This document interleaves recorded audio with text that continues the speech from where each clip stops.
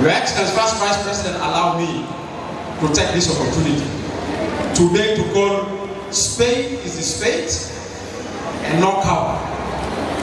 And it's a moment we need to express ourselves. As you see, the slogan on my head, peace is a right, it's not a privilege. Unfortunately, we have seen our political leaders and their various political establishments tend to treat peace for us as a privilege. As we see this slogan say, nurturing a culture of peace, it is our collective responsibility. I wish all the parties that are signatory to our presence here, unfortunately, as if peace is only your aspect, Your Excellency, First Vice President. Every International Peace Day, some are missing and some are present. Today, I would like to take this opportunity to challenge all of us that this spade is the spade. Peace is not responsibility for politicians to use it and keep us suffer in this economical crisis that we are in. The dragging of peace that we couldn't achieve, it has made us to go for 10 months without salary as civil servants. But I've never seen any VA of any politician packed because there's no money for fuel. What is that? That's the question the child is asking for the streets. We can see our bodyguards are more healthier than our soldiers in the bush, whom daily mosquito is eating them. What is that? Is that the peace we're talking about? You have the responsibility, as you have taken as our leaders, to make peace to prevail. My message to Excellency First Vice President, without cover, we are aware that you as a political leaders at your various capacities, you have high deficit in trust and confidence for working together to make peace prevail in this country. Allow me to drop my message. We are not suffering because peace requires millions of dollars. We are suffering because peace needs our leaders to say enough is enough to violence. Doesn't need one SSP. Doesn't complete. We cannot spend millions of dollars to buy peace. Why are they spending millions of dollars to fight, to buy bullets, to buy guns? What not millions of dollars to bring peace? Your Excellency, First Vice President, we are tired. Yesterday we have seen the marathon of the extension of the transitional period of the Parliament. A requirement of 1 month is been done in 4 hours. I was present in the Parliament, in the gallery. Whatever the politicians say, endorse, endorse, pass, pass. Why is it very difficult to pass a budget to deliver the agreement for the last 6 years? Why? Why is it a problem to use money to make the revitalized peace agreement, make peace and stability prevail? You have extended for 2 years more. Our belief is that as long as what we have seen in the last 6 years prevail, these 2 years will end again, will come and beg us. For the sake of peace, we need further extension. No more extension. We will take bigger steps to sanction no more extension. Even if that means our lives will be taken, we will die wherever you want to kill us. We are ready to pay for that cost as long as we bring peace in this country.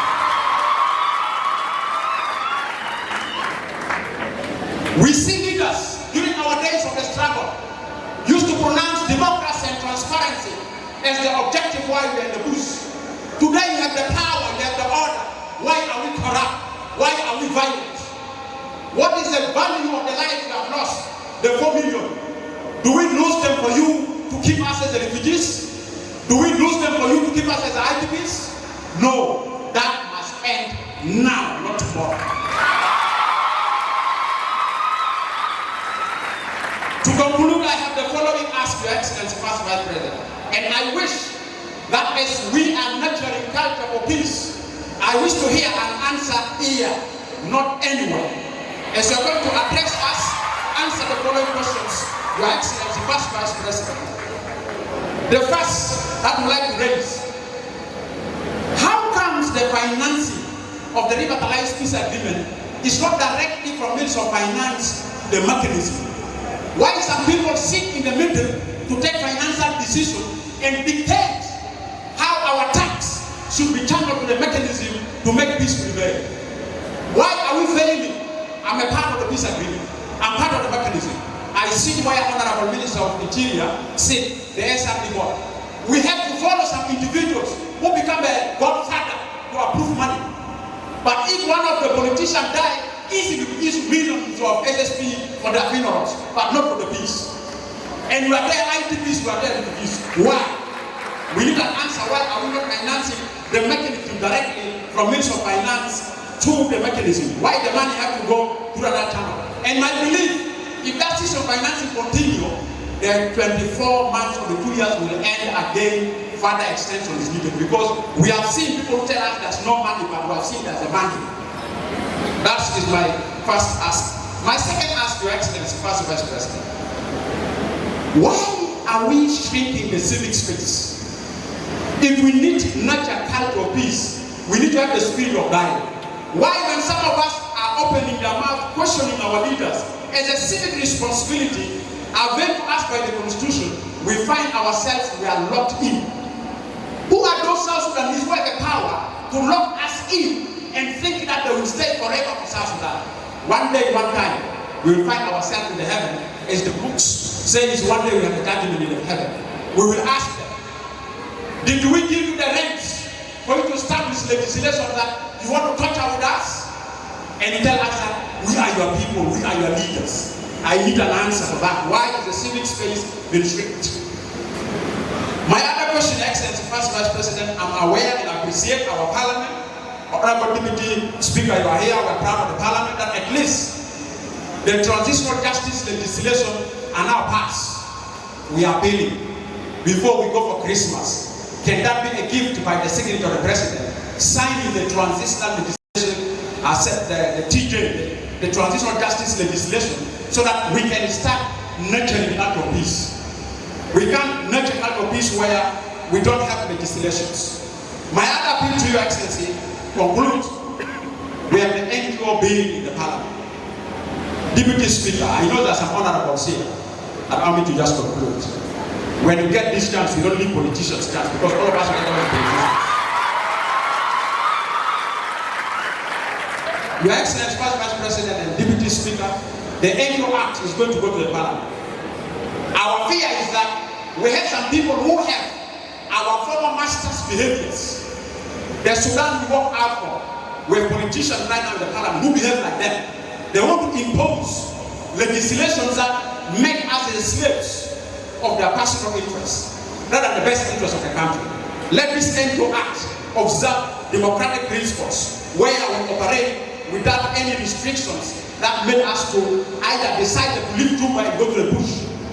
It doesn't need any license for us to leave this home and go to the bush and call the meeting, and I'll call myself Commander-in-Chief Edmond Yakani. I'm not fan of that.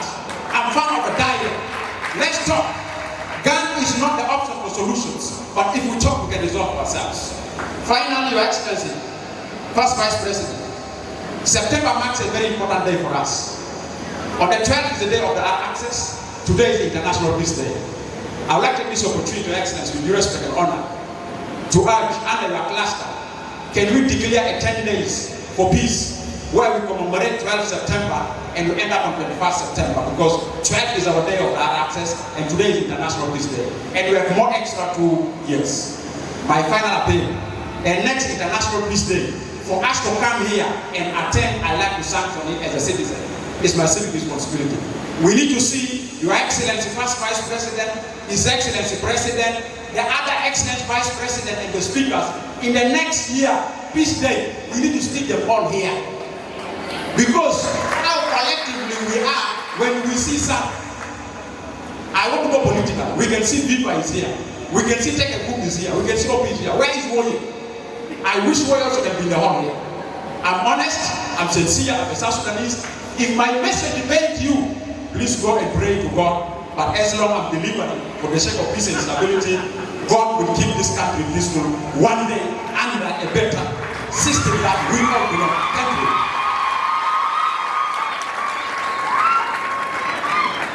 Thank you very much. That was representative of the Civil Society Organization, Executive Director of Community Empowerment Organization for Progress, Edmond Yakani.